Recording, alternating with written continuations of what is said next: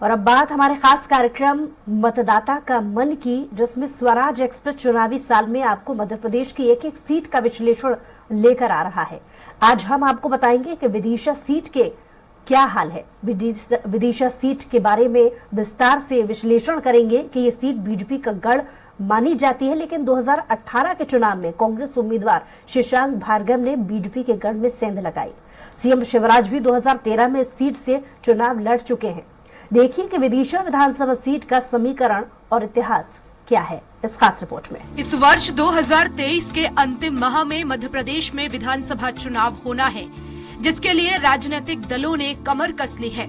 संभावित उम्मीदवार अभी से ही रणनीति बनाने और क्षेत्र में सक्रियता बढ़ाकर टिकट लेने की जुगत में लग गए हैं।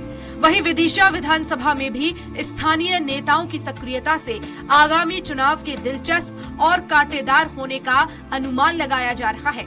वैसे तो विदिशा विधानसभा की पहचान बीजेपी के अभेद गढ़ के रूप में है, लेकिन पिछले चुनाव यानी कि 2018 में कांग्रेस के शशांक भार्गव ने बीजेपी के मुकेश टंडन को करारी शिकस्त देकर बीजेपी के गढ़ में सेंध लगा दी थी।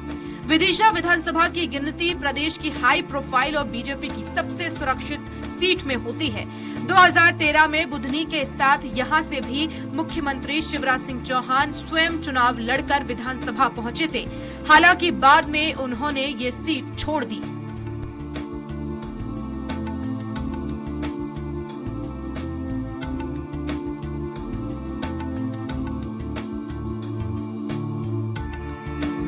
वहीं विदिशा की खासियत की बात की जाए तो प्रदेश की राजधानी से एकदम सटा हुआ विदिशा विधानसभा क्षेत्र कृषि प्रधान है।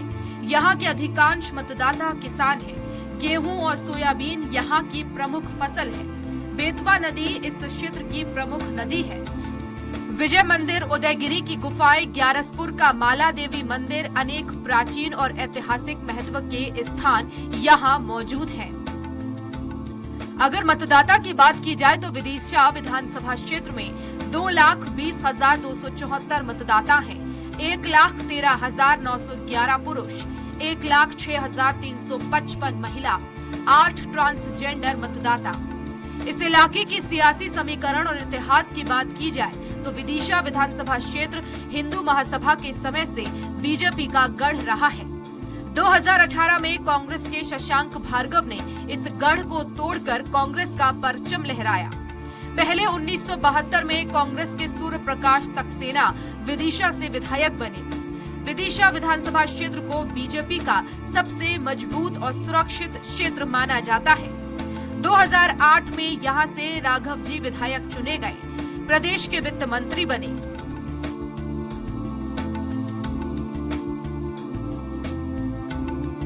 वहीं 2013 में मुख्यमंत्री शिवराज सिंह चौहान बुधनी के साथ विदिशा विधानसभा क्षेत्र से भी चुनाव लड़े। हालांकि बाद में उन्होंने विदिशा से इस्तीफा देकर बुधनी को चुना, जिसके बाद 2014 में लोकसभा चुनाव के साथ विदिशा विधानसभा का भी उपचुनाव हुआ, जिसमें बीजेपी ने सबको चौंकाते हुए कल्याण सिंह ठाकुर को टिकट दिया, जो 1980 से 1998 तक लगातार 4 बार विधायक रहे। मोहर सिंह ठाकुर के छोटे भाई थे। ये चुनाव मुख्यमंत्री के इस्तीफा देने और लोकसभा चुनाव में देश की नेता विपक्ष सुषमा स्वराज के प्रत्याशी होने के कारण हाई प्रोफाइल हो गया था।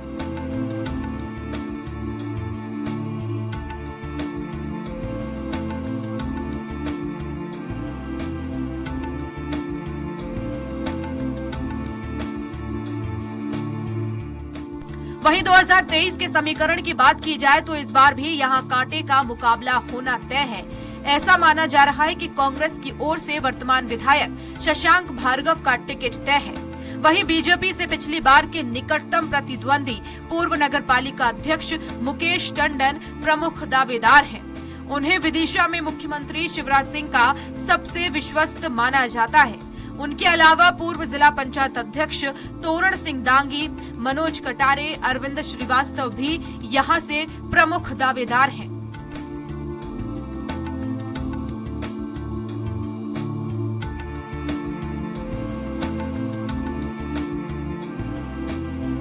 जातीय समीकरण की बात की जाए तो विधानसभा क्रमांक 144 विदिशा विधानसभा क्षेत्र में 2,20,274 मतदाता हैं। अनुसूचित जाति के मतदाताओं की संख्या 20.7% है। अनुसूचित जनजाति की संख्या 3.14% है। अल्पसंख्यक 13.4% है। पिछड़ा वर्ग के मतदाता 44.3% है। स्वर्ण मतदाताओं की संख्या 18.05% है। पिछड़ा वर्ग के मतदाता यहां निर्णायक भूमिका निभाते हैं। राजनीतिक दल यहां से पिछड़ा वर्ग के व्यक्ति को उम्मीदवार बनाने में प्राथमिकता देते हैं। विधानसभा स्थानीय मुद्दे। आंकड़ों में तो विदिशा विधानसभा क्षेत्र को काफी हाई प्रोफाइल माना जाता है, लेकिन शिक्षा, स्वास्थ्य, रोजगार यहाँ के प्रमुख मुद्दे आज भी हैं। बेतवा प्रदूषण, पर्यटन क्षेत्रों की अनदेखी, कृषि आधारित उद्योग धंधों का न होना प्रमुख समस्या है। यहाँ की स्वास्थ्य सेवाएं पूरी तरह दम तोड़ चुकी हैं। नवनिर्मित मेडिकल कॉलेज और जिला अस्पताल रेफर केंद्र बनकर रह गए हैं।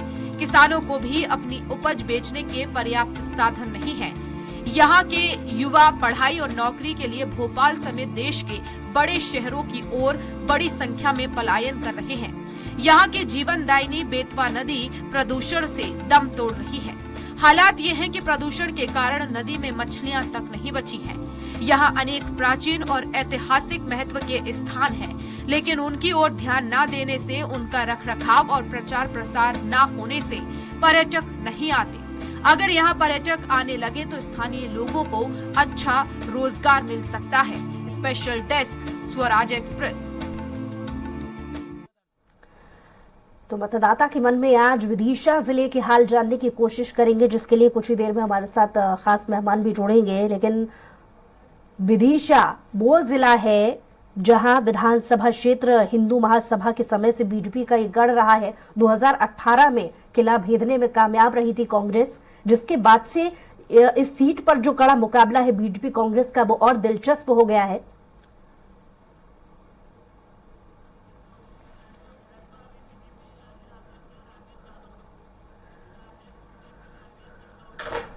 तो विशेष पैनल हमारे साथ जुड़ गया है। राकेश जादौन जी, जो कि जिला अध्यक्ष है बीजेपी से, वो हमारे साथ जुड़ गए हैं। बहुत स्वागत है आपका। जी नमस्कार, धन्यवाद।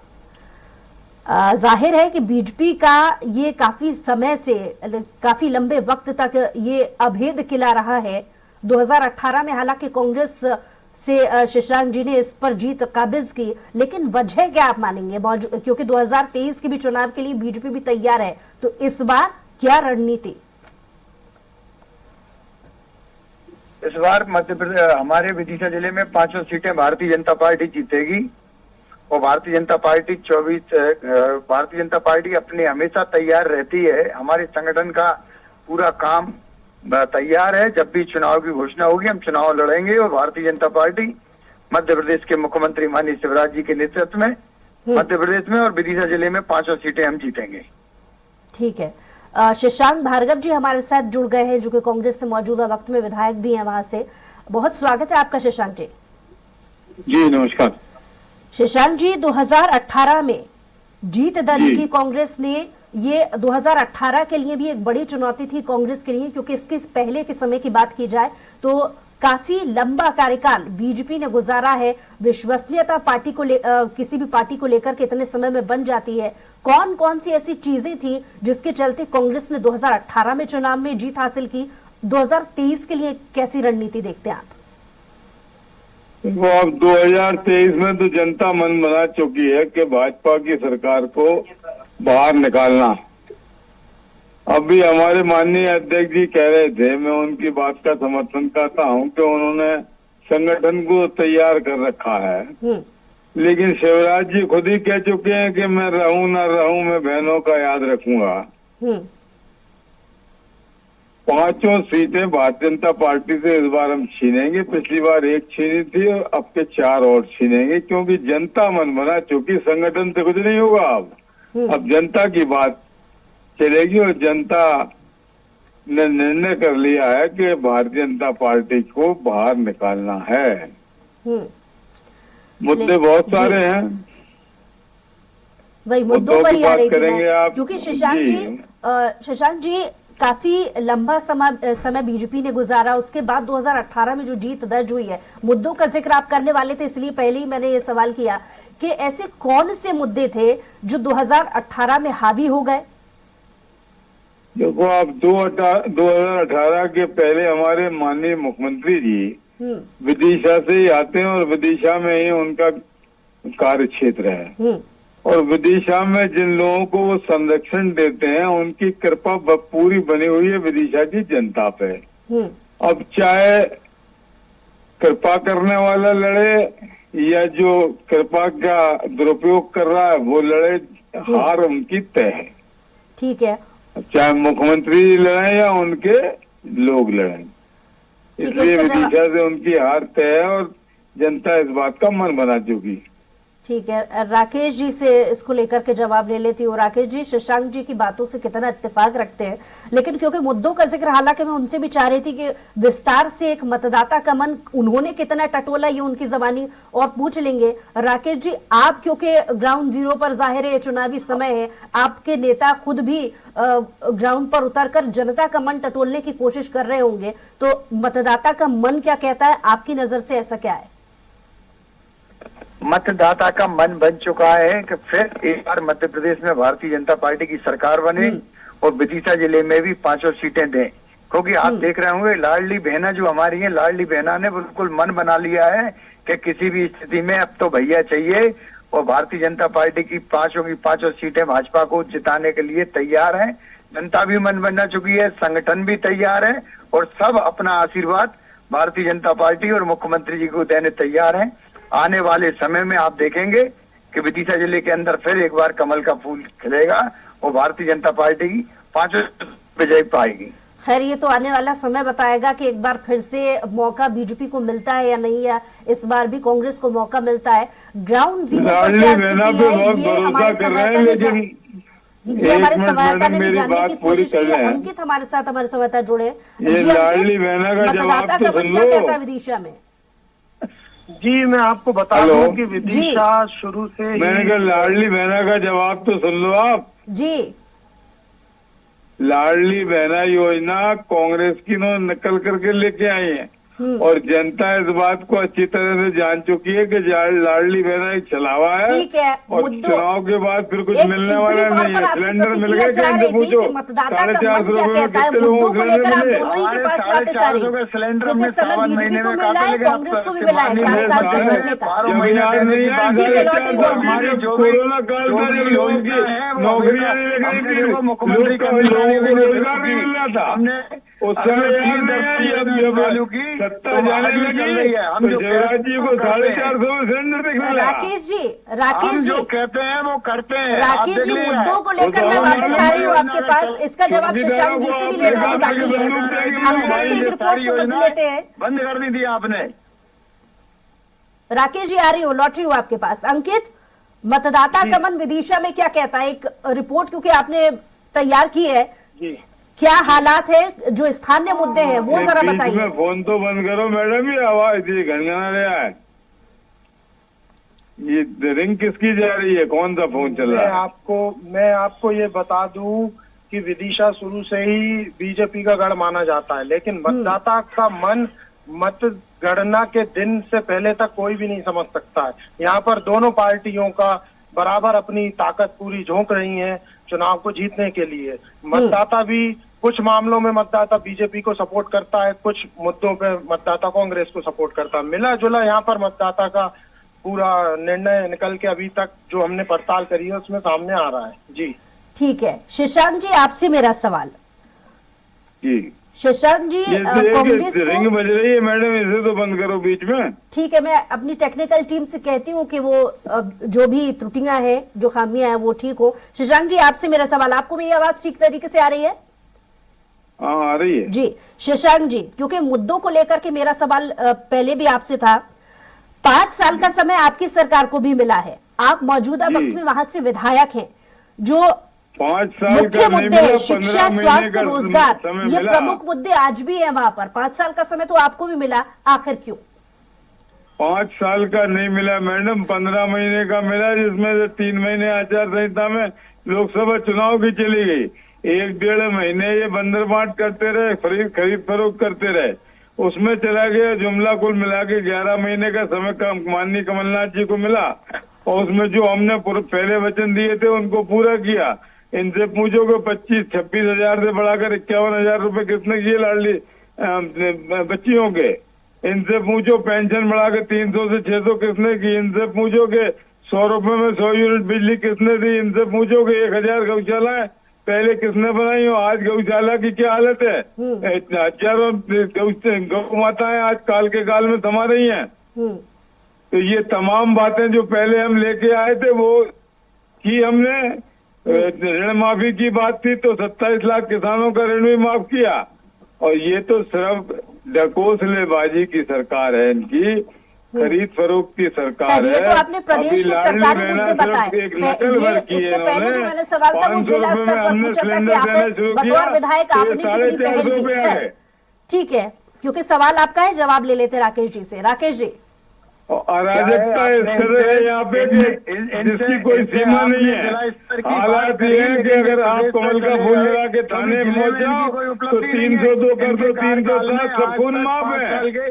भाई जिला स्तर पर तो सीट आपको ही निकालनी है, तो जनता के बीच जाकर आपकी कितनी पैठ है, कितनी पकड़ है, जनता आपको कितना पसंद कर रही है, इसलिए ये सवाल आपसे पूछा था शशांक जी। खैर राकेश जी, बीजेपी में अब भी असमंजस की स्थिति क्यों? जनता तो हमें इसलिए पसंद कर रही है कि जो हमने कहा वो किया, और इनको इसलिए नकार रही है कि पिछले 18 साल में इन्होंने कुछ नहीं किया। जन आशीर्वाद यात्रा करके सरकारी कर्मचारियों के भरोसे विधवा विलाप करते घूम रहे पूरे मध्य प्रदेश में। राकेश जी, सबसे पुराना गढ़ बीजेपी का रहा है अभेद किला, जिसमें खुद मुख्यमंत्री भी 2013 के समय में इस सीट को निकाल चुके हैं और अच्छा खासा समर्थन था।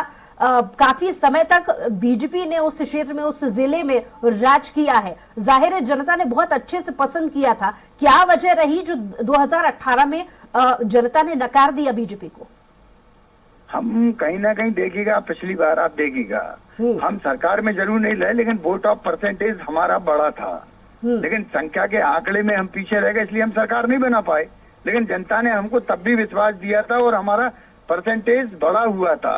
हम विदिशा जिले की बात कर रहे हैं, हम प्रदेश की बात नहीं कर रहे। विदिशा जिले की जनता मन बना चुकी है कि विदिशा में इस बार फिर 5 की 5 सीटें आएंगी। आपने बात की कि विदिशा की कोई, अब इनके पास कोई उपलब्धि हो तो विदिशा में बताएं।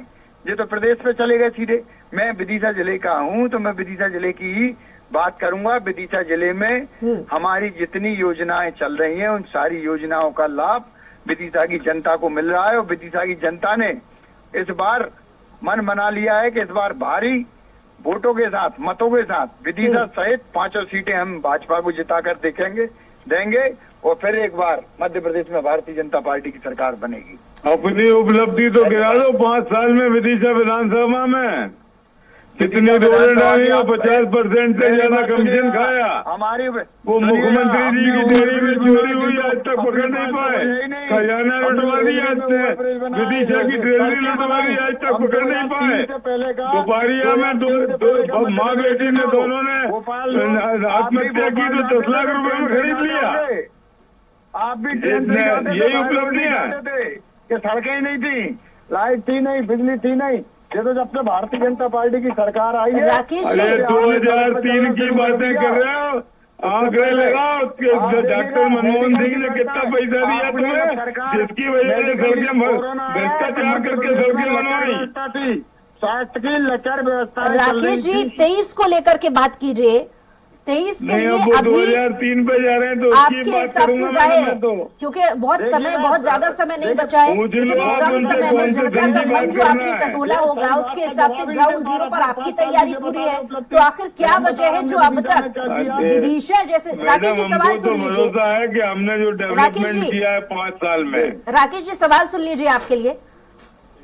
विदिशा वो जिला है जहां खुद इसके पहले मुख्यमंत्री 2013 में चुनाव लड़ चुके हैं, जीत भी दर्ज की है, अभेद किला भी माना जाता है। जब इतनी सारी खासियतें हैं बीजेपी के लिए, तो ग्राउंड पर पूरी तैयारी हो चुकी होगी। जनता के मन में क्या चल रहा है इसको भी भाप लिया होगा। क्या वजह है जो अब तक बीजेपी अपना प्रत्याशी को लेकर के मंथन अब भी कर रही है? देखिएगा, जनता का तो मन बन चुका है कि भारतीय जनता पार्टी को जिताना है और भारतीय जनता पार्टी, हमने तो फिर भी मध्य प्रदेश में सबसे ज्यादा हमारी सूची जारी कर दी। कांग्रेस तो अभी तक अपना एक भी प्रत्याशी जारी नहीं कर। हमारा अपना पार्टी का एक सिस्टम है। जब हमारी एक बीजेपी के लिए अभेद प्रोसेस गिला है है, तो क्यों इतना समय लग रहा है? पैराशूट से गिरा रहे हैं, हैं? ऊपर से गिरा रहे हैं कैंडिडेट। अरे इनके आप पास चिंता कोई मत करो, जो कैंडिडेट भी नहीं आएगा, निकटतम मिला। प्रतिद्वंदी भारतीय किसे जनता पार्टी मानेंगे? का कैंडिडेट आएगा और विदिशा सीट जीत के देगा। थोड़ा आप उसकी चिंता इस मत बात से करो। भी पर्दा हटा जो भी दीजिए कि आएगा उसके- निकटतम उसको- प्रतिद्वंदी उसका किसे स्वागत मानेंगे? करेंगे, उसमें कोई बात जो भी नहीं। आएगा कमल का फूल लेके आएगा और कमल की विजय तय है इस बार विदिशा विधानसभा की। कमल का कोई फूल नहीं तो रोकता। मुरझा गया मानिए, अब तो कमलनाथ आएगा। आप चिंता मत करिए, अब वो तो अब देखिए कमलनाथ आएगा, बिल्कुल चिंता नहीं कर चलिए, रहे। समय की कमी है। लास्ट कमेंट शशांक जी आपसे। जी शशांक जी, हेलो जी, कम शब्दों में एक लास्ट कमेंट आपसे। हाँ बोलिए। चलिए, बहुत शुक्रिया शशांक जी हमारे साथ जुड़ने के लिए, और राकेश जादौन जी भी हमारे साथ जुड़े थे, उनका भी बहुत शुक्रिया। हमारे संवाददाता भी जुड़े थे, अंकित, बहुत शुक्रिया उनका तमाम जानकारी के लिए। तो मतदाता का मन क्या कहता है ये तो आने वाला समय ही बताएगा, लेकिन एक छोटी सी रिपोर्ट के जरिए हमने ये आपको समझाने की कोशिश की कि अब भी जो स्थानीय मुद्दे जो जनता के लिए जरूरी होते हैं उनकी कमी अब भी बरकरार है। ये आने वाला वक्त बताएगा कि आखिर इसके आधार पर जनता किसे चुनती है। बहरहाल हमारी खास पेशकश में इतना ही। कुछ और खबरों के लिए देखते रहिए स्वराज एक्सप्रेस।